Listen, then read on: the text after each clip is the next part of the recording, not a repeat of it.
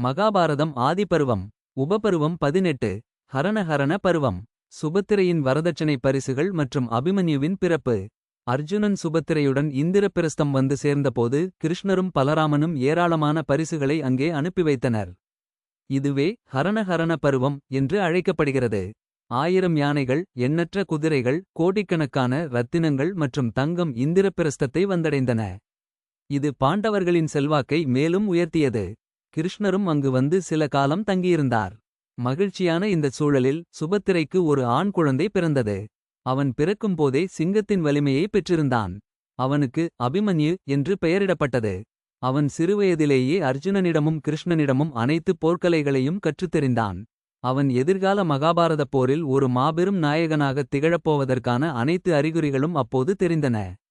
திரௌபதிக்கும் 5 பாண்டவர்கள் மூலம் 5 மகன்கள் பிறந்தனர். அவர்கள் உபபாண்டவர்கள் என்று அழைக்கப்பட்டனர். தர்மரால் பிரதிவிந்தியன் பீமனால், சுதசோமன் அர்ஜுனனால், சுருதகீர்த்தி நகுலனால், சதானீகன் சகாதேவனால், சுருதசேனன். இந்த 5 குழந்தைகளும் ஒருங்கே வளர்ந்தனர். இந்திரபிரஸ்தம் குழந்தைகளின் சிரிப்பொலியாலும் வீர விளையாட்டுகளாலும் நிறைந்தது. பாண்டவர்கள் ஒரு மாபெரும் குடும்பமாக உருவெடுத்தனர். இந்த சமயம் ஒரு கோடை காலத்தில் கிருஷ்ணரும் அர்ஜுனனும் யமுனை நதிக்கரையில் உலவிக் கொண்டிருந்தனர். அங்கே ஒரு அதிசயம் நிகழ்ந்தது. அது ஆதிபருவத்தின் இறுதிப் பகுதிக்கு அடிகோலியது. அக்னி பகவான் ஒரு பிராமணர் உருவில் அவர்கள் முன்னால் தோன்றினார். அடுத்த உபபருவத்தில் காண்டவ தகன பருவம் மற்றும் அர்ஜுனன் காண்டீப வில்லை பெற்ற மாபெரும் வரலாறு பற்றி விரிவாக காண்போம்.